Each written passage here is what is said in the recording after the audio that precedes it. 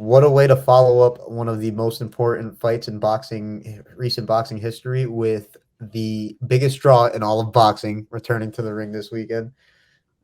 Just messing, guys. But before we actually get into it, though, we're all takes no whiffs. I'm Christian. That's Alex. And Jake Paul back in the ring. First time back in the ring after his Tommy Fury defeat. And this time he's taking on MMA legend Nate Diaz. Stoner legend Nate Diaz.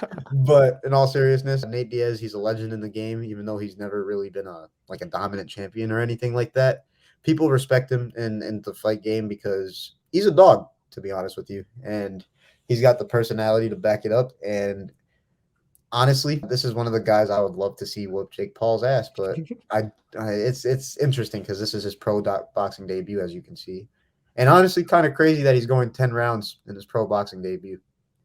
Oh, yeah, that's kind of crazy. It's 10 rounds, but I don't think conditioning is going to be a problem with him because those MMA fights, it takes a lot out of you. You go 5 minutes for 3 or 5 rounds. That's just kind of craziness right there. But I'm honestly really, really interested in this fight. The first time I saw that it was announced, I was like, okay, it's just another MMA fighter. But Nate Diaz is actually a pretty good boxer himself. He can take a punch too, which I'm excited to see because Jake Paul, he has some power himself. But just like every other opponent Jake Paul has gone up against, he says he's just going to knock them out. And for this one, I actually would be surprised if he does knock out Nate Diaz, because like Christian said, Nate Diaz is a dog and this dude has a really good chin. So I'm not honestly expecting a stoppage in this fight.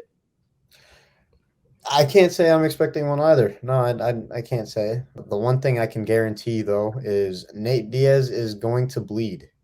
Like that just That's a guaranteed. it just had like he's probably gonna walk into the ring gushing blood. Like it's just how it is for him.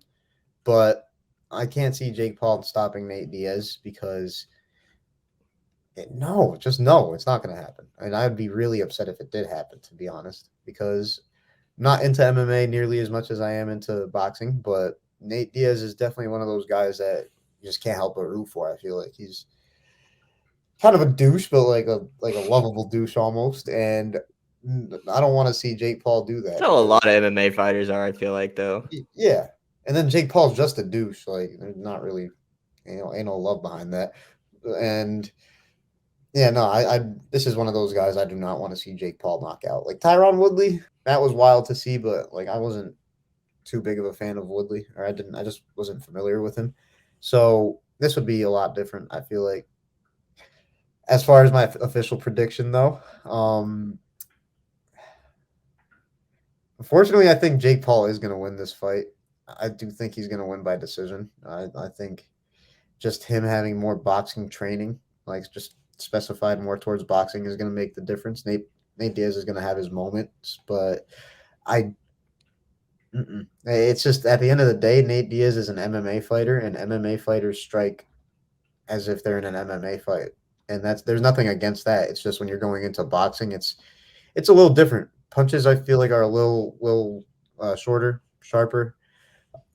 Nothing against MMA punches or strikes because they got to take into consideration leg kicks, people trying to take them down, and all that. I understand it's a different game, and with that in mind, I just got to lean towards Jake Paul. I feel like. Yeah, I'm kind of right there with you. I feel like Nate Diaz, he's too much of a dog to really go down in this fight. I know Paul's going to have some power too, like I said earlier, but a decision is just something that I feel like is going to happen for this fight. I feel like it's going to actually be a closer fight than people realize, and I'm really excited for it. But I can tell you what I'm really excited about is the co-feature in this is we have Amanda Serrano is defending her undisputed title at the featherweight division against Heather Hardy. This is actually a rematch too. These two fought in 2019, and Serrano got the WBO title from Hardy in that fight, and that was actually a pretty wide decision by Serrano in that fight. She almost knocked out Hardy in the first round, but was saved by the bell. Those 2 minute rounds are kind of saved her there, but that's another story. And then Hardy kind of came on in the second half of the fight and kind of made it a fight. But Serrano just did enough to get the win, and I'm kind of excited to see this again. But the only thing is Hardy has only fought 3 times since that, and Serrano has fought a lot more. Oh yeah, and just on top of the fact that it was already a wide decision, even though it was competitive at times. Serrano, she's just one of the best women's fighters of all time, and Heather Hardy, and yeah, like you said, she's fought 3 times since 2019. Inactivity kills. Like it's not going to help her by any means, unless she's been going hard in the gym. and that's another story. I feel like she might not be as rusty, but I don't know. It's just 3 fights since 2019 is not a good look, especially when you're matching up against Serrano. And And it's not she's like it was. 41 now. Oh my, yeah, I didn't even take that into consideration. Yeah, Uh, I just remembered that. yeah, that's shout out to Heather Hardy still getting in the ring at age 41. That is no joke. And I mean, my thing is, she's really challenging herself, getting in there with Serrano. It might be a decent bag for her. Who knows? That could be something. But I am excited to see Serrano returning to the ring. I believe she's the top person in under Jake Paul's promotion. So this is his cash cow minus himself, I guess you could say. So it's dope to see them in a co-feature like this, and hopefully, I guess hopefully for them, I don't really care if that happens. I guess hopefully they go 2 for 2 and have a successful night. But Heather Hardy knockout. No, I'm kidding. Yeah, I don't really see that happening, honestly. But how do you see this fight end up going? Mm, Serrano for the win again, and honestly, probably another Serrano.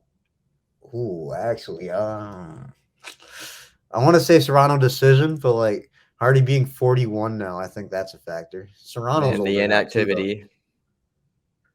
Yeah, I'm gonna do Serrano stoppage. All right, Serrano round 6 stoppage for Amanda Serrano. That's what I'm gonna guess because inactivity plus age plus the fact that she was already a lot better than her.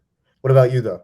No, I like that. I like that you changed it to the stoppage. I hope you weren't going to go with the same round I was Mhm. going, because I'm going to go with an Amanda Serrano stoppage in this, and I'm going to go in the 7th round. I think that she's definitely going to get this fight done this time. But Hardy, like in the last fight, she may have a little dog in her. She may be able to survive at times, but I think Serrano's going to catch her at some point, and it's she's going to end it in the 7th round. I mean, yeah, definitely familiar with the round 7 pick, but it definitely makes sense at the same time. And round 7, that's a good pick. I feel like there's definitely a lot of action once round 7 comes around. There's a lot of room for things to happen. So round 6, round 7, I don't think it's gonna be like towards the end of the fight, but at the same time, I think Serrano and Hardy are gonna get some work in before that happens. But yeah, solid card. That's what is this being broadcasted on again? On the Zone. It's on And DAZN and ESPN Plus, which is very interesting. so Eddie Hearn and Bob Arum, best of friends now, I guess. Who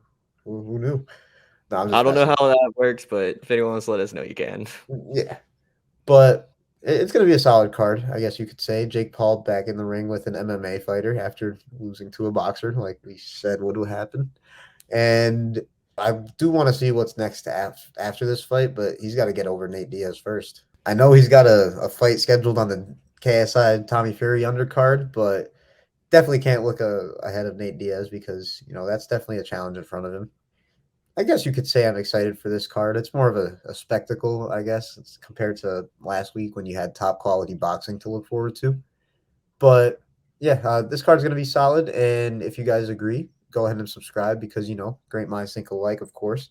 And if you want, leave a like on this video. Any and all support is appreciated.